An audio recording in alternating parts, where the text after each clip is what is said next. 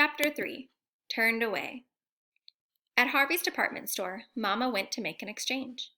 "Meet me at the front door in 30 minutes, Mama called over her shoulder. "And behave," she added. Harvey's was a big, fancy department store. There was so much to see that Abby's eyes never knew what to settle on first. The ground floor was laid out in a circle. The up and down escalators were located in the center. Abby loved the mirrored ceiling over the cosmetic counters. It made her dizzy to walk and look up at the same time. The bright lights made even the costume jewelry sparkle like real gems. The real jewels were displayed in a cabinet lined in black velvet. Abby imagined herself wearing one of the diamond necklaces with earrings to match. When Abby passed the perfume aisle, her nose tingled from the various scents. She sneezed and thought about how much Patsy enjoyed testing perfume samples.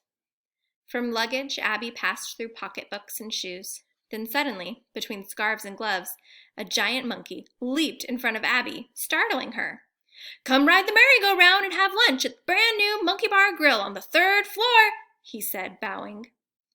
"Thanks," Abby said to the person in the monkey costume. She smiled and accepted the flyer. She read some of the menu items on the flyer: lion burgers, Savannah fries, and Kilimanjaro shakes, made with 3 scoops of creamy strawberry ice cream, capped with a mound of rich whipped cream and topped with a fresh strawberry. 19 cents.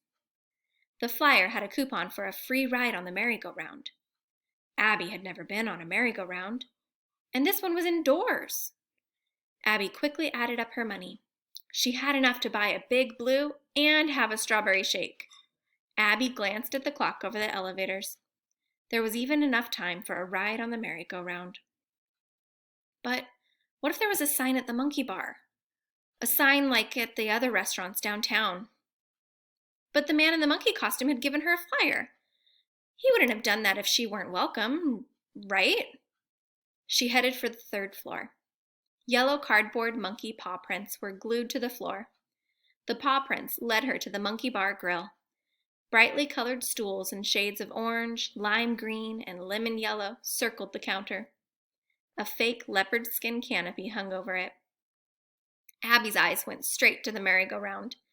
Children rode up and down on lions, elephants, crocodiles, monkeys, and tigers. Abby chuckled to herself. Whoever had designed the merry-go-round didn't know much about Africa. There were no tigers there. She learned that in kindergarten. Abby took her place in the line at the monkey bar. It was crowded and noisy. Kids pushed and shoved. Some were laughing while others were crying. Mothers scolded their children or let them scream. A few of the children looked at Abby as if she belonged in a zoo.